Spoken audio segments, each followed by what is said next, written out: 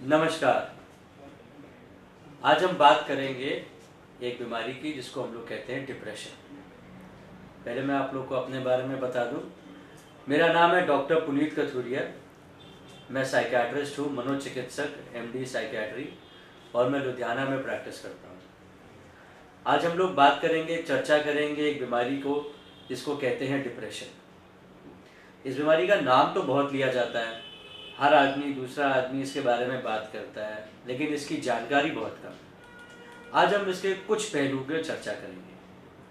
सबसे पहले हम चर्चा करेंगे डिप्रेशन के नंबर्स की, संख्या की, गिनती की, इसके स्टैटिस्टिक्स की। दुनिया में 7% लोग 7% लोग डिप्रेशन से पीड़ित हैं। मतलब कहने का ये कि इस समय दुनिया में लगभग 35 करोड़ लोग इस बीमारी से पीड़ित हैं।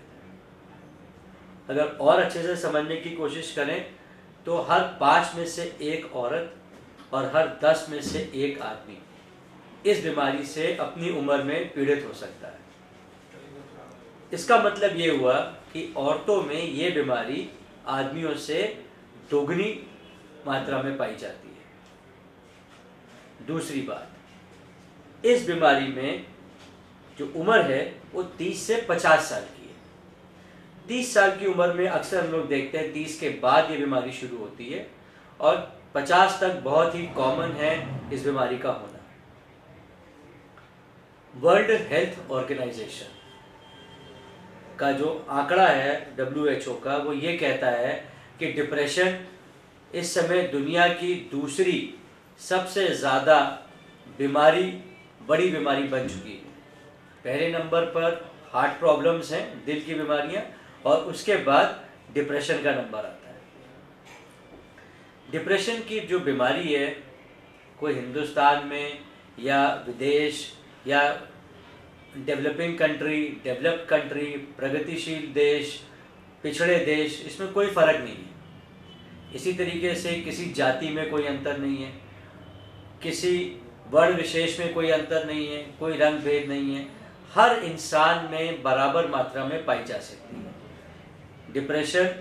जैसे मैंने बताया 30 से 50 साल की उम्र में, और आपको 10% चांस है लाइफ में इस बीमारी का होने का। जो आंकड़े मैं बता रहा हूँ, ये आंकड़े कुछ तो WHO के आंकड़े हैं और कुछ मेरे 10 साल के अपने एक्सपीरियंस की बातें जो मैं आपसे शेयर करूँगा। ऐसा ज़रूरी नहीं है कि सारी बातें आपको किताबों में मिलें या सारी मेरी कही हुई बातें किताबों के साथ मेल खाएं। मुझे खुद का 10-15 साल का एक्सपीरियंस है इस फील्ड में काम करने का, तो बतौर क्लिनिशियन, बतौर डॉक्टर जो मरीज़ दिन रात हम देखते हैं, हम उनके बारे में आज आपसे बात करेंगे। हम बात करेंगे वो फैक्टर्स, वो चीज़ें जो डिप्रेशन को प्रभावित करती हैं, जिसकी वजह से डिप्रेशन होने का चांस बढ़ जाता है। तो कहीं ना कहीं डिप्रेशन में भी जेनेटिक्स का हाथ है। हमारे क्रोमोसोम, हमारे DNA, हमारी जीन, इसका कुछ रोल है। कितना रोल है ये अभी साइंटिफिक तौर पर क्लियर नहीं है, ये वैज्ञानिक तौर पर अभी पूरा प्रमाणित नहीं है कि कितने % हमें जेनेटिक से, जीन से, DNA से डिप्रेशन आता है। काफ़ी रोल है हेरिडिटी का। हेरिडिटी मतलब कि माता पिता को अगर डिप्रेशन की बीमारी है तो हमें बीमारी होने का चांस ज़्यादा है। अगर किसी के माता या पिता को डिप्रेशन की बीमारी है या दादा दादी को डिप्रेशन की बीमारी रही है, तो उस बच्चे में बाकी आम लोगों से 5 से 10 गुना ज़्यादा चांस होता है कि वो डिप्रेशन का शिकार हो, उसको ज़िंदगी में डिप्रेशन हो सकता है। उसके बाद जो लोग गैर शादीशुदा हैं या जो लोगों का तलाक हो चुका है, डाइवोर्सी है, उनके अंदर डिप्रेशन ज़्यादा पाया जाता है बजाय उसके जो शादीशुदा है। तो शादीशुदा जीवन और शादी हमें डिप्रेशन से बचा के रखती है। आप चाहे कितने दुखी हो अपने शादी में, लेकिन फिर भी आपके अंदर डिप्रेशन होने का चांस कम रहने वाला है।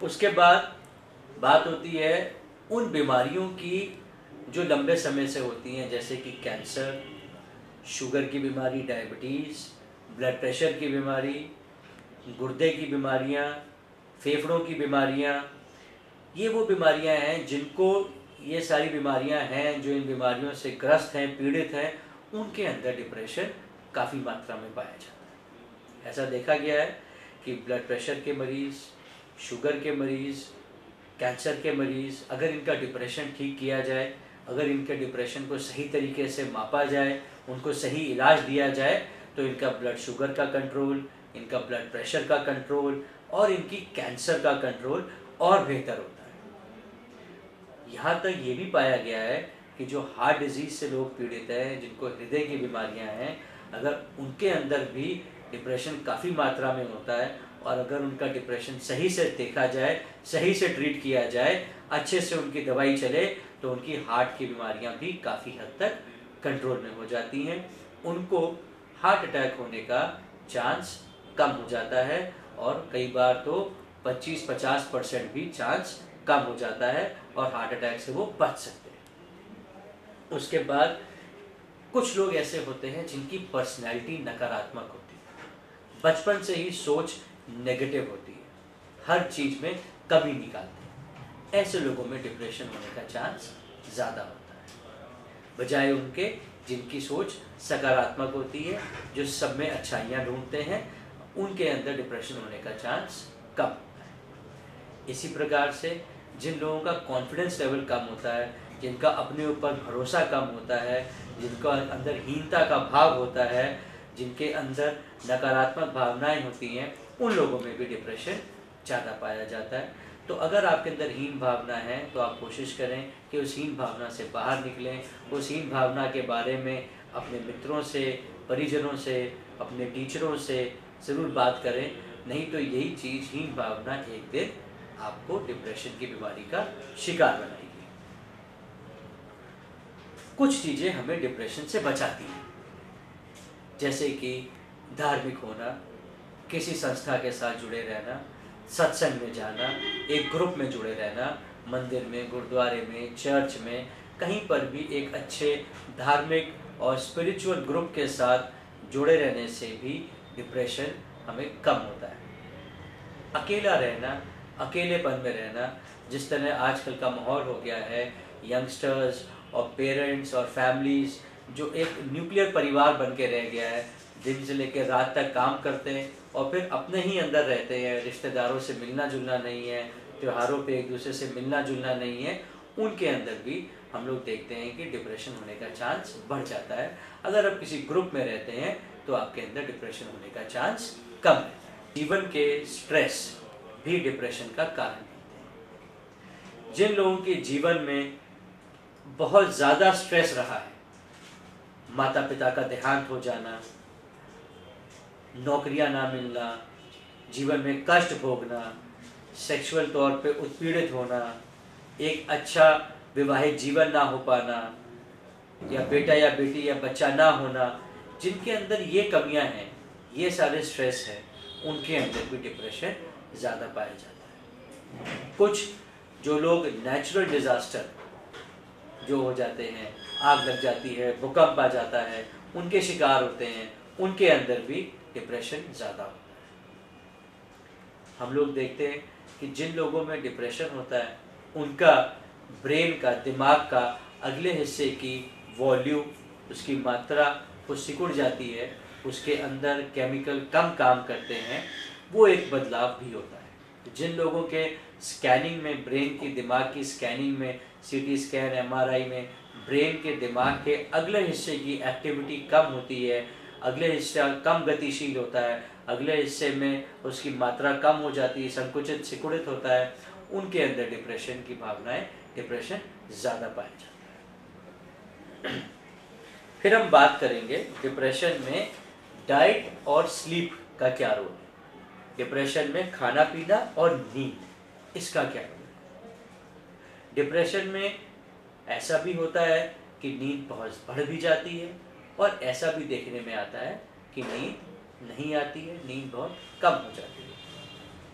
दोनों ही गतिविधियां हमें डिप्रेशन में नज़र आती है। ज़रूरी बात समझने की ये है कि नींद को हमने पूरा 6 से 8 घंटे रात में सोना है, नियमित तौर से नींद लेनी है। जो लोग नियमित तौर से नींद नहीं लेते, जिनके सोने के उठने के समय रोज़ बदलते रहते हैं, जो लोग शिफ्ट में नौकरियां करते हैं, जिन लोगों का 6 घंटे से कम रात में सोते हैं, उन लोगों के अंदर डिप्रेशन होने का चांस बहुत ज़्यादा रहता है। तो मैं आप लोगों को ये गुजारिश करूँगा कि आप लोगों को जब भी लगे कि आपकी नींद कम है, आपके परिवार में कोई ऐसा सदस्य है जो ज़रूरत से कम सो रहा है, आपके परिवार में कोई ऐसा सदस्य है जिसको नींद नहीं आ रही है, जिसके नींद के टाइमिंग ठीक नहीं है, उसको आप जरूर डॉक्टर के पास लेके जाएं, हो सकता है डिप्रेशन। इसी प्रकार से यंग लोगों में ज़्यादा नींद भी होती है डिप्रेशन, 12-12 घंटे तक सोना,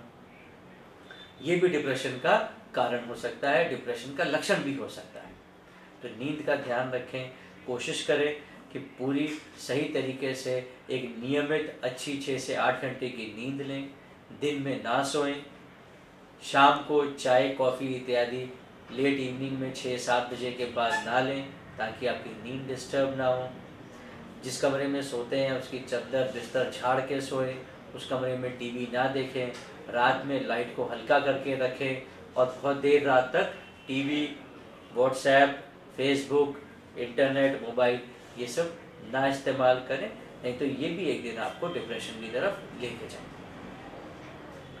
हम बात करते हैं खाने पीने की। जैसे मैंने बताया डाइट, खाने पीने का डिप्रेशन पर जो असर है वो इतना ज़्यादा नहीं है। डिप्रेशन में 2 चीज़ें होती है, या तो भूख बहुत कम हो जाती है, लोगों की खाने की इच्छा नहीं करती, जो हम लोग अक्सर देखते हैं। लगभग 60 से 80% लोगों में डिप्रेशन में भूख कम हो जाती है, वज़न कम होने लगता है उनका, 1 महीने में 5 से 10% तक वज़न गिर जाता है। कुछ ऐसे भी लोग होते हैं जिनको ज़रूरत से ज़्यादा भूख लगती है। डिप्रेशन में, उदास होने में, स्ट्रेस में आने में वो लोग ज़्यादा खाते हैं।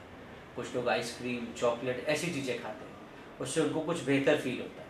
अगर आपके साथ भी ऐसा है या आपके किसी परिवार के सदस्य में आप देखते हो कि वो बहुत सारा अचानक से टेंशन में आने के बाद बहुत सारा खाना खाता है, जैसे कि बर्गर, पिज़्ज़ा, चॉकलेट, आइसक्रीम ऐसी चीज़ें ज़्यादा खाता है, तो हो सकता है वो डिप्रेशन का शिकार, क्योंकि चॉकलेट में, आइसक्रीम में कुछ ऐसे केमिकल पाए जाते हैं जो थोड़ी देर के लिए आपको एक अच्छी फीलिंग, खुश रख सकते हैं, एक बेहतर आपको फीलिंग दे सकते हैं। जो खाने की चीज़ें हैं जो डिप्रेशन करती हैं, अगर हम इसकी बात करें, या हमें डिप्रेशन में कौन सी चीज़ें नहीं खानी चाहिए इसकी बात करें, तो मोटे तौर पर जो खाना हेल्दी नहीं है आपके लिए, आपके हार्ट के लिए, आपकी बॉडी के लिए, मतलब कि जिसमें वसा ज़्यादा है, जिसमें फैट ज़्यादा है, वो नहीं खाएं। जिसको जंक फूड कहते हैं, जिसको फैटी फूड कहते हैं, वो ना खाएं। कोशिश करें आप एक हेल्दी डाइट लें जिसमें कि दाल, चावल, सब्जी, रोटी, फल, सब चीज़ों को पूरे दिन भर में अलग अलग मात्रा में आप इस्तेमाल करें। एक हेल्दी न्यूट्रिशियस डाइट लें ताकि आपको डिप्रेशन से आप बच सके। आप बीमारी से, डिप्रेशन से तभी बच सकते हैं जब आपके अंदर ये सब चीज़ें सही मात्रा में आप इस्तेमाल कर रहे हैं, फैट कम ले रहे हैं, बाहर का खाना कम खाते हैं, बर्गर, कोल्ड ड्रिंक, आइसक्रीम ऐसी चीज़ें नहीं खाते हैं, और घर का एक साफ़ सुथरा अच्छा खाना नियम से खाते हैं, तो आप डिप्रेशन से बच सकते हैं। तो खाने का टाइम फिक्स करके रखें। आप जीवन में आए हैं, जीते हैं, कमाते हैं, ठीक से 2 वक्त आराम से बैठ के खाना खाएं। खाना खाते समय कभी आप मोबाइल देख रहे होते हैं, कभी ध्यान कहीं और होता है, तो वो सब चीज़ें ना करें। ध्यान से आप लेंगे तो आप डिप्रेशन से बच सकते हैं। लोग बात करते हैं योगा और मेडिटेशन कि जी डिप्रेशन में मेरे पास बहुत मरीज़ आते हैं, क्या योगा करने से मैं ठीक हो जाऊंगा, क्या मैं मेडिटेशन, ध्यान लगाने से मेरा डिप्रेशन ठीक हो जाएगा? तो इसका जवाब है नहीं। योगा और मेडिटेशन आपको स्वस्थ रखते हैं, आपको एक अच्छी हैबिट देते हैं। जिस प्रकार से अगर आपको कोई बीमारी हो गई है उसके बाद ये चीज़ें काम नहीं आती, लेकिन अगर आप नियम से ठीक से सोते हैं, ठीक से खाते हैं, आप योगा करते हैं, एक्सरसाइज करते हैं, ध्यान लगाते हैं, अगर आप रूटीन में नियम से इन चीज़ों का पालन करेंगे तो आपके अंदर डिप्रेशन की बीमारी होने का चांस बहुत कम हो जाएगा। एक सेहतमंद अगर आप शरीर को रखते हैं तो आपका मन भी स्वस्थ रहेगा, और मन स्वस्थ रहेगा तो डिप्रेशन नहीं होगा, बीमारियों से, स्ट्रेस से, टेंशन से लड़ने की ताकत रहेगी। तो ये ज़रूर सही है और बिल्कुल सही है कि नियमित योगा करने से, सुबह जल्दी उठने से, ध्यान लगाने से, मेडिटेशन करने से, प्राणायाम करने से आप एक अच्छी लाइफ, एक हेल्दी लाइफ, एक हेल्दी माइंड, स्वच्छ शरीर, स्वस्थ दिमाग रख सकते हैं, बीमारियों से बचे रह सकते हैं। लेकिन एक बार अगर आपको डिप्रेशन की बीमारी हो गई, तब आपको डॉक्टर के पास जाना ही पड़ेगा, अपने चिकित्सक से, अपने साइकियाट्रिस्ट के पास जा करके उसका इलाज लेना पड़ेगा। ये बहुत लोग गलती करते हैं कि जब उनको डिप्रेशन हो गया है उसके बाद भी वो ऐसे देसी नुस्खे टोटके अपनाते रहते हैं। ये जितने भी देसी नुस्खे हैं सब बहुत अच्छे हैं, लेकिन हमें बचाने के लिए ठीक अच्छा खाना पीना, अच्छा आचार, अच्छा से हमारा मिलना जुलना हो, अच्छे तरीके से हम रहें, ठीक से खाएं, समय पे सोएं, समय से उठें, ये सब अच्छी आदतें जो हम लोग स्कूल में सीखते हैं, बचपन में सीखते हैं, अपने माँ बाप से सीखते हैं, घरों में सीखते हैं, ये हमें स्वस्थ रखने में मदद करते हैं। लेकिन एक बार बीमारी हो जाती है तब आप इन बातों पर ना अड़े रहें, तब आप जा करके अपने चिकित्सक की, अपने डॉक्टर की सलाह लें। अभी तक हमने बात करी डिप्रेशन कितने लोगों को होता है, जैसे हमने बात करी कि 7 से 10% लोगों को डिप्रेशन है, 5 में से 1 औरत और 10 में से 1 व्यक्ति को डिप्रेशन हो सकता है। हमने कारणों की बात करी, अकेले रहना, लाइफ के स्ट्रेस, परेशानियाँ, इनसे डिप्रेशन हो सकता है। हमने खाने पीने की बात करी, नींद की बात करी, योगा मेडिटेशन की बात करी, और भी कई बातें करी। अब हम बात करेंगे कि डिप्रेशन का इलाज कैसे होता है। डिप्रेशन मेडिकल तौर पे एक बीमारी है, वो जैसे आप लोग इस्तेमाल करते हैं एक दूसरे को कह के कि यार मैं तो बहुत डिप्रेस्ड हूँ, भाई मैं तो बहुत डिप्रेस्ड हूँ, उसको हम लोग मेडिकल तौर पे डिप्रेशन नहीं मानते, उसको हम स्ट्रेस मानते हैं। डिप्रेशन एक बीमारी है जिसको कि आपका चिकित्सक, आपका डॉक्टर, आपका साइकियाट्रिस्ट आपके लिए एक डायग्नोसिस बनाता है, आपको बताता है कि ये बीमारी है। जिस तरीके से ब्लड प्रेशर नाप के बताया जाता है, डॉक्टर बताता है जी आपको ब्लड प्रेशर, बीपी की बीमारी है, शुगर नाप के आपको बताया जाता है कि आपको डायबिटीज़ है। इस तरीके से कुछ ऐसे पैमाने हैं, कुछ ऐसे स्केल हैं जिसके ऊपर साइकियाट्रिस्ट आपके डॉक्टर आपसे बातचीत करके, आपके कुछ टेस्ट करके आपको बताते हैं कि आपको डिप्रेशन की बीमारी है। ये बीमारी शरीर के अंदर केमिकल्स होते हैं जिसको हम लोग कहते हैं अमीन, केमिकल्स की कमी होने की वजह से ये बीमारी हो जाती है। तो आम तौर पे हम आपको जो दवाई देते हैं उसमें हम वही केमिकल्स देते हैं, अमीन्स, जो आपकी ब्रेन के, बॉडी के, शरीर के, दिमाग के लेवल्स को ठीक करती है। दवाई को लंबे समय तक खाने की ज़रूरत पड़ती है क्योंकि शरीर बिल्कुल नहीं बना रहा। जिस तरीके से इंसुलिन या शुगर की दवाइयों की ज़रूरत पड़ती है क्योंकि शरीर इंसुलिन नहीं बना रहा होता है, इसी तरीके से अमीन्स नहीं बनाने की सूरत में डिप्रेशन की दवाइयों को आपको दिया जाता है। जिन लोगों को हम डिप्रेशन की दवाई देते हैं उसमें से लगभग 80% लोग, 100 में से अगर 100 मरीज़ हमारे पास हैं तो 80 मरीज़ 4 से 6 हफ्ते में काफ़ी ठीक हो जाते हैं।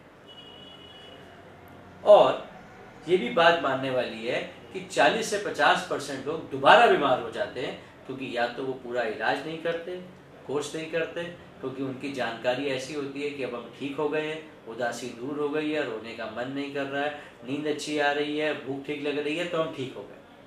और उस तरीके से वो डिप्रेशन की दवाई बंद करते हैं और वो फिर से बीमारी का शिकार होते हैं। तो ये जानना ज़रूरी है कि अपने डॉक्टर से आप पूछें कि दवाई कितने समय तक चलेगी। एक मोटे तौर पे आपको बता दूं कि दवाई 3 महीने से लेके 1 साल तक चलती है डिप्रेशन की, और उसको पूरे तरीके से खाएं। दूसरी चीज़ इम्पोर्टेंट ये है कि दवाई के अलावा भी कुछ ऐसी चिकित्साएं हैं, कुछ ऐसी ट्रीटमेंट हैं, इलाज हैं जिनमें आप अगर साथ साथ करते हैं तो आप जल्दी आराम पाते हैं। इसको की बोलते हैं थेरेपी, साइकोथेरेपी, बोलचाल बातचीत का इलाज। उसमें कॉग्निटिव थेरेपी होती है, पर्सनल थेरेपी होती है, साइको एनालिसिस होता है, उसमें फैमिली थेरेपी होती है। तो कई तरह की थेरेपीज़ अवेलेबल है, कई तरह की पद्धतियां हैं जिसके थ्रू बातचीत से इलाज किया जाता है। ये जब हल्का फुल्का डिप्रेशन हो, जिसको हम लोग माइल्ड डिप्रेशन कहते हैं, तो उसमें ये ज़्यादा काम करती हैं। जब डिप्रेशन मॉडरेट और सीवियर हो जाए तो हम दवाइयों के साथ साथ भी इसको इस्तेमाल करते हैं। तो आप लोग अपने डॉक्टर से पूछें कि आपके केस में, आपके परिवार में जब आपके यहाँ कोई मरीज है डिप्रेशन का, तो उसको किस तरह का इलाज लेने की ज़रूरत है, दवाई कितनी मात्रा में लेनी चाहिए और थेरेपी कितनी मात्रा में करनी चाहिए।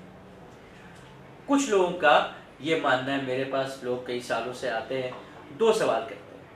नंबर 1 कि जी इन दवाइयों की आदत हो जाती है, डिप्रेशन की दवाइयों की आदत हो जाती है। मैं आप लोग को एक जानकारी बिल्कुल साफ और क्लियर कर देना चाहता हूँ, किताबी तौर पर भी, आध्यात्मिक तौर पर और हमारी प्रैक्टिस के तौर पे, कि डिप्रेशन की दवाइयों की कोई आदत नहीं पड़ती है। हाँ, कुछ ऐसी नींद की दवाइयाँ हैं जिनकी आदत पड़ सकती है, और हम ये कोशिश करते हैं और आप भी ये कोशिश करें कि नींद की दवाई अपने डॉक्टर से पूछें कौन सी है, और शुरू में जब नींद की समस्या है तो पहले 6 से 12 हफ्ते लेकर के उसके बाद उनको बंद करें। जो डिप्रेशन की दवाइयाँ हैं, कहीं पर भी साइंस में या प्रैक्टिस में ऐसा कोई सबूत नहीं है जिससे कि ये साबित होता हो कि उनमें उनकी आदत पड़ती है। हाँ, लंबे समय तक खानी पड़ती है, जिस प्रकार से शुगर या ब्लड प्रेशर की दवाइयों का सेवन करना पड़ता है। दूसरे तौर पे लोग पूछते हैं इन दवाइयों का साइड इफेक्ट। जो डिप्रेशन की दवाइयाँ हैं, आज की तारीख में जो डिप्रेशन की दवाइयाँ हम लोगों के पास अवेलेबल हैं, जो मार्केट में आ गई हैं, साइंस ने इतनी तरक्की कर ली है कि इन दवाइयों का कोई भी मेजर, सीरियस, खतरनाक, जान को जोखिम में डालने वाला कोई भी साइड इफेक्ट नहीं है। आप इनको बाकी दवाइयों की तरह ले सकते हैं और इनके साथ बाकी दवाइयाँ भी ले सकते हैं। अगर आपकी शुगर की, ब्लड प्रेशर की, जोड़ों की दर्द की, कैंसर की, हार्ट की, किडनी की, गुर्दों की, फेफड़ों की कोई भी दवाई चल रही है, तो आप अपने डॉक्टर से बात करके आप डिप्रेशन की दवाई साथ में ले सकते हैं। वो दोनों दवाइयाँ साथ में डॉक्टरी सलाह में ली जा सकती हैं। ऐसा नहीं है कि आप दवाइयों को बंद कर दें। तो आज का हमारा जो मकसद है आपसे बात करने का, वो ये है कि आप ये समझ सकें कि डिप्रेशन अब एक आम बीमारी है और ये एक मेडिकल बीमारी है जिसको इलाज से ठीक किया जा सकता है, और इसका इलाज लेने से आपकी बाकी बीमारियां अगर हैं साथ में तो वो भी जल्दी ठीक हो जाएंगी, और बगैर दवाइयों की आदत पड़े, बगैर साइड इफ़ेक्ट हुए आप इसका सही इलाज ले सकते हैं। तो मैं आप लोगों से गुजारिश करूंगा कि आप खुद और जितने आपके जान पहचान वाले हैं उनको भी आप ये सलाह दें कि अगर उनको लगता है कि वो डिप्रेस्ड हैं तो तुरंत अपने चिकित्सक से मुलाकात करें। धन्यवाद।